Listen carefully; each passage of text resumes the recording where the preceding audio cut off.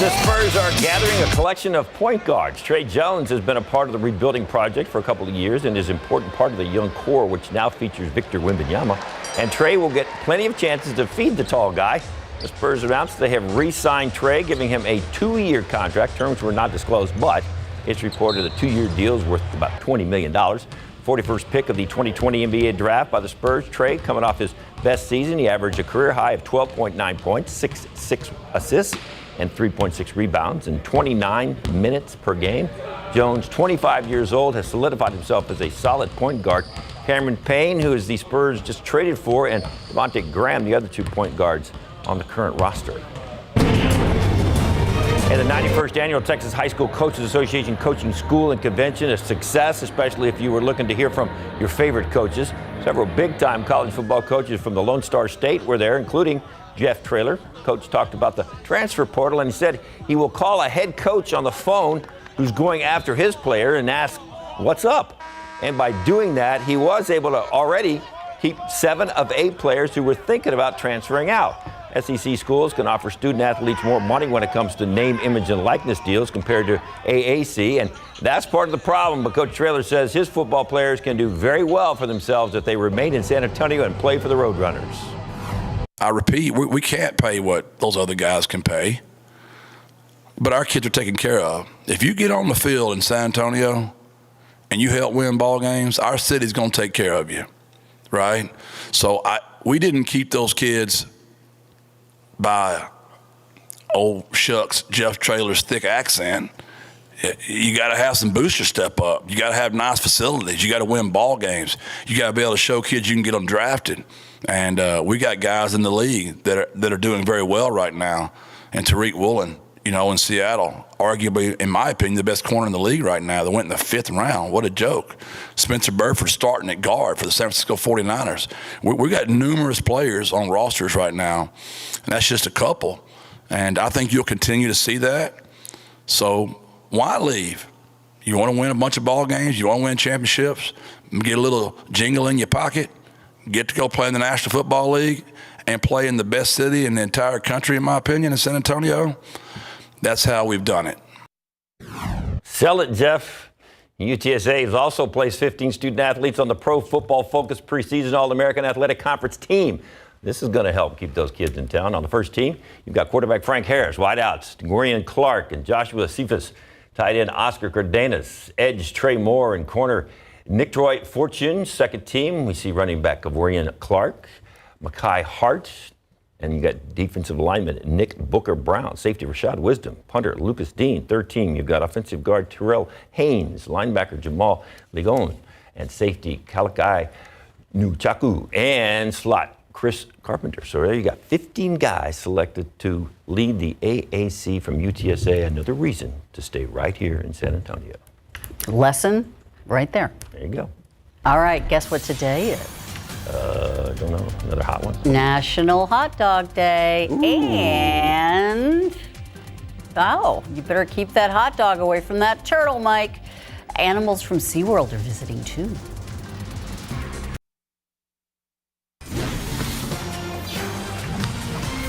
New developments in the Long Island serial killer investigation, which is now stretching into more states. ABC's Aaron Katersky with why a South Carolina property owned by the suspect and another in Nevada are being looked at as crime scenes. The investigation into Gilgo Beach serial killing suspect Rex Heuermann now stretching from New York to South Carolina and Nevada. We're looking from beginning with molecular evidence such as, blood, hair samples, DNA, fibers, and all the way up. Police seizing this older model Chevrolet Avalanche at Heuermann's vacant lots in Chester County, South Carolina. The same kind of vehicle that an eyewitness told police he saw before one of the victims disappeared. Heuermann also owns a timeshare in Las Vegas, where police say they're now reviewing unsolved cases to see if he had any involvement. Heuermann is charged with killing 3 women he solicited for sex on Long Island. Their bodies were found wrapped in burlap in December 2010 along Gilgo Beach. Nikki Brass says Heuermann solicited her online around 2015 when she worked as an escort. I had a really, really bad feeling. My gut was telling me I needed to get away from him. At dinner, she says he asked her if she had heard about the Gilgo Beach murders, and to her, something seemed off. When he talked about it, he would speak in a they and hypothetical, but he had this smile on his face that made me really uneasy, and he had this glossed over look in his eye. She says she ended the date early. Until his arrest, prosecutors say Huerman was living a double life, using burner phones and anonymous email accounts to arrange sex and search for child pornography, while raising a daughter and stepson and commuting into New York City for work. I'm an architectural consultant. I'm a troubleshooter, born and raised on Long Island. Huerman appeared in this YouTube video a year ago discussing his firm that also employed his daughter. Records show Huerman married in 1990, divorced 4 years later, and remarried. His lawyer called him a loving husband to his wife of over 25 years and an involved and dedicated father. And he entered a not guilty plea on Huerman's behalf. I haven't heard anything about an eyewitness who saw anything. I haven't heard anything about a confession. The attorney told us he had not spoken to the family, but police say Huerman's wife and children were disgusted and embarrassed when they learned what he was accused of doing. And that was ABC's Aaron Katursky reporting. Police say that they did speak to the suspect's wife, daughter, and stepson, and they believe that somehow they didn't know about their father's alleged double life. Tropical storm Calvin has produced dangerously high surf off the Hawaiian Islands. More than 1 million people are under a state of emergency. The storm has sustained winds of 60 miles an hour and is expected to produce up to 10 inches of rain. The Big Island is expected to get most of that rain. Flash flooding and mudslides also expected. And as of the massive heat waves weren't enough, folks in some communities have to worry about wildfires. The massive fire in southwest Oregon, 0% contained, and the so-called flat fire scorched more than 8,000 acres so far. The fire continues to grow. The area covered by fire exploded over the last few days. The first sparked over the weekend. Right now, crews are just trying to stop it from spreading by building a fire line. The cause of the fire still under investigation. Taking a look outside with live cam. Find me a cloud anywhere. Anywhere, Sarah. Sorry, Ursula. Can't do it. Out of luck. Can't do it. In fact, across the entire state of Texas, it is very hot. Take a look. Heat warnings, excessive heat warnings for most of the state and heat advisories for most of the state. This is the good news, though. The grid keeps on humming. And as promised, here's a look at how the grid is performing. 53% of our energy is coming from fossil fuels, but a whopping 41% is coming from renewables. That's solar and wind. And with nuclear in the mix, too, not too bad this afternoon, and we'll continue to see regular grid generation as we deal with very, very hot weather in the coming days. I'll have a look at the aquifer and how low it is coming up in just a bit. Thank you, Sarah. Former President Donald Trump saying he did nothing wrong on January 6th, and he is launching his own accusations against the Biden administration. This in the wake of the Target letter signaling a potential criminal indictment. ABC's Justin Finch with the charges that the special counsel is now considering and why Trump claims he's innocent. Former President Donald Trump facing the prospect of another federal criminal indictment. That threat coming after he received a target letter from special counsel Jack Smith related to his alleged actions during the deadly January 6th Capitol attack and his alleged efforts to overturn the results of the 2020 election. Trump calling the letter horrifying news and defending himself at a campaign event in Iowa. They go after Trump, but they don't go after terrorists. They should give a little of that oomph to going after the terrorists. Trump continues to deny any wrongdoing. Sources familiar with the special counsel's target letter tell ABC News it mentions 3 federal statutes: conspiracy to defraud the U.S., witness tampering, and deprivation of rights under color of law, which applies when someone in authority uses their power to deny the constitutional rights of other Americans. As Smith investigates the alleged efforts to prevent the peaceful transfer of power, One key question is whether Trump knew he lost the race when he called for an angry mob of his supporters to go to the Capitol. It's not enough to simply say, oh, Donald Trump called for a rally on January 6th, and that's a crime. They're going to have a lot more than that, and they clearly believe that they do. The special counsel also investigating alleged attempts by Trump and others to interfere with election results in battleground states, including Arizona, Wisconsin, Michigan, Nevada, and Georgia. The Attorney General in Michigan has charged 16 Trump allies, accusing them of posing as fake electors in an alleged scheme to illegally award the state's electoral votes to Trump, despite his loss in the state to Joe Biden. Justin Finch, ABC News, Washington. A woman with a love for music showing off her pipes in a very unlikely place, right in the middle of her own brain surgery. Why doctors say allowing her to serenade the room help them do their jobs better. And if you're sick of those pesky scam calls, help may be on the way. Details on the effort to stop robocallers.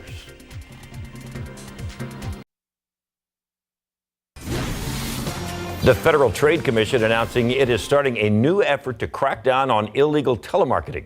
The initiative goes after people who provide telephone numbers to robocallers. Authorities say these so-called lead generators have sold more than 700 million phone numbers, but they often lie and say that the owners have consented to receive those telemarketing calls. The effort also targets companies that provide voice over internet protocol services. That's the internet-based voice service that allows calls to be placed from overseas at little or no cost. In all, the initiative involves more than 180 actions that are being supported by attorneys general in all 50 states. A new partnership between the Department of Agriculture and attorney generals from different states may help bring prices down across the country. That's just one of 3 new actions the federal government is announcing, cracking down on price gouging and other business practices that cost Americans more money. As an example, the partnerships will address rental housing fees that charge customers more than the actual cost of running a background check or credit check. And the group will also clarify laws that are supposed to prohibit anti-competitive mergers and make sure they are enforced. Just in case you didn't check your ticket, the Mega Millions jackpot is now an estimated $720 million. That means there's no winning ticket matching all 6 numbers last night in the Mega Millions jackpot drawing. Those numbers were 19, 22, 31, 37, 54 with a mega ball of 18. The next drawing is Friday. And that drawing has a cash value of nearly $370 million. It's only the 5th time in Mega Millions history that the jackpot surpassed the 700 million mark. Meanwhile, the Powerball jackpot is up to $1 billion, and that drawing is tonight. What if somebody won both of them? That'd be impressive, right? That'd be extra lucky. Speaking of luck, we need some rain. Yeah. Can't buy rain. Can't buy it. Can't buy it. Today, the aquifer is down to 620.6 feet above sea level.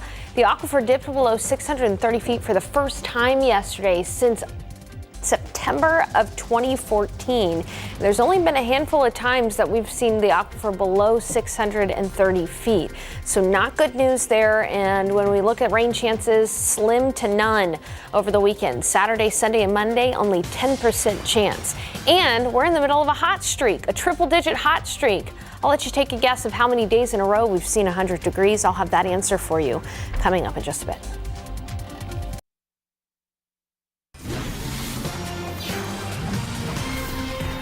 We can't buy the rain. No. We could do a rain dance. You could. Go ahead. Right. What's your best rain dance? Sarah dance is so much better. Oh, than Ursula. Push it off on Not Sarah. today. Not today. Singing and dancing is your thing. I don't even want to tease people for rain because it looks very bad for rain chances for What was that us, you said a while ago? unfortunately. Slim to none and slim left town? Exactly. There you go. Hey, and speaking of hot weather, I just want to put this in perspective. We've had 23 100-degree days, but we've had 12 of those days in a row, consecutive, 12 100-degree days in a row. Today will make 12. When you look at the longest streaks of triple-digit weather on record, we are likely to at least get to number 2 behind 1962 when we had 21 100-degree days consecutively, one after the other. Because we're at least going to get to second place, because this is a look at the forecast over the next several days. Triple-digit weather.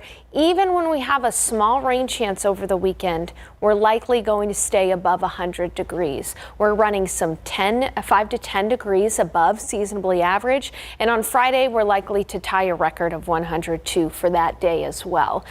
Although we are going to shave off a couple of degrees, again, kind of grasping for straws here for positive information in the forecast. You look at the weather setup, and Texas is dry as a bone. It is hard to find a single cloud in the sky. Without being a meteorologist, you can clearly see where the heat high is, right? Because all the rain is going up and over this heat high. And that's going to be the weather pattern for us. Today, forecast highs around Texas this afternoon, well above 100 degrees with the exception of the coast. I showed you earlier that ERCOT grid is humming along. And when you look at the supply and demand in the forecast, you know, it looks okay. We come a little close in the coming days, but we're probably going to be finding some extra supply in the mix there to meet demand. So we shouldn't have any issues with the grid. It's just expensive right now because of the cost of energy. Take a look at the futurecast. That heat high moving slightly off to the west. So again, shaving off a degree or two.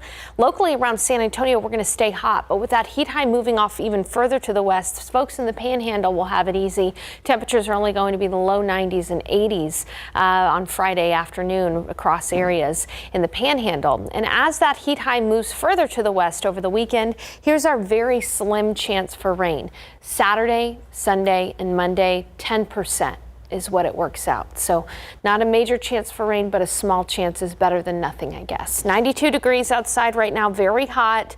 Still a little humid, but the humidity is coming down as we speak. 92 in Kerrville, 95 in New Braunfels, 92 in Uvalde, 99 in Carrizo Springs, and 96 in Cotulla.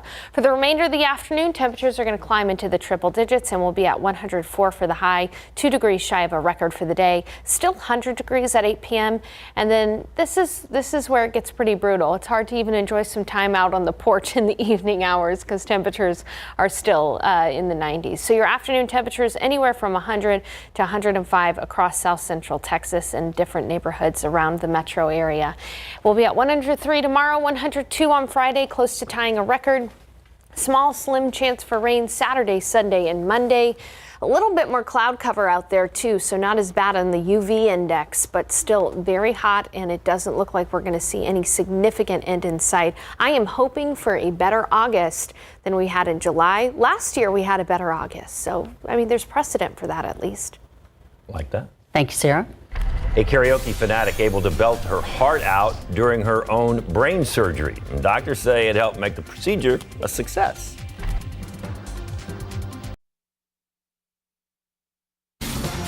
A New Jersey woman has the soundtrack to a Disney movie on the brain, literally. When she underwent surgery for her brain tumor, her surgeon had a unique approach to make sure he didn't cut too deeply in there. CNN's Jeannie Mose explains. Why would someone having a brain tumor removed describe it as fun? Because Christina Viad sang through her operation.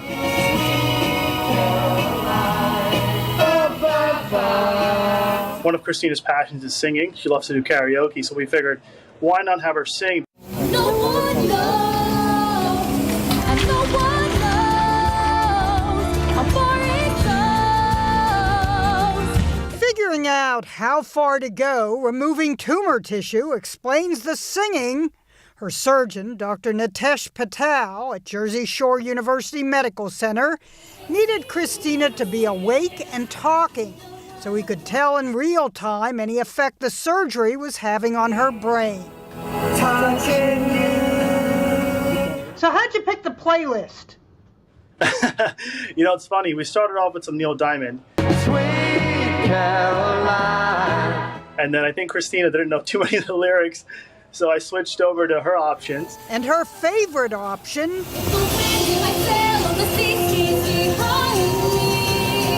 was the soundtrack from Disney's Moana. Not surprising, since Christina teaches young children. Singing was better than continuous conversation. I can also test her rhythm, her cadence, her pitch. Christina told Newsweek it was like I was throwing my own little concert for everyone. Towards the end of the operation, Because we started noticing some errors in her singing. a signal it would be risky to remove any more tissue. Her prognosis? Good. Her singing? Sweet. Surgery with a smile. Jeannie Mo, CNN, New York. That's how it should always be. Yeah, I think so. Did he learn that in medical school to let her sing karaoke? I have heard that before, that they want you awake. And all you have to know on Neil Diamond is Sweet Caroline. If you get that. Bump, bump. Yeah, if you got that, you got it all figured out. Just like all you have to know is Mike on SA Live. Mike and his dog. Go to Fenway Park, and they do that right, I think, before the 7th inning stretch. Anyway, happy National Tequila Day. It is also National Hot Dog Day, and if you want one of the biggest dogs in town, El Chunky is the place to go, and Manuel Rodriguez is the man. Boy, those are great-looking dogs. Apparently size matters, so that's why we have the best and the biggest hot dogs in town. All right, wait till you see some of the toppings they have on. Nothing but just these great, great dogs. Speaking of great food, Jen is at a great restaurant right now.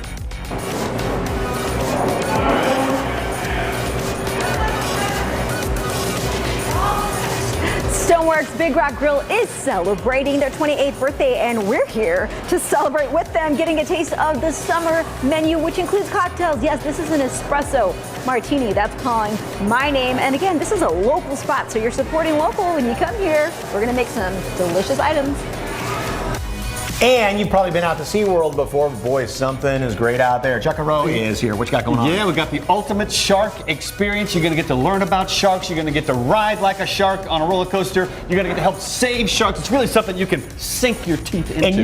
And you can really go behind the scenes, literally, and see the sharks. That's what it's all about, yeah. All right, did we tell you that it is National Tequila Day?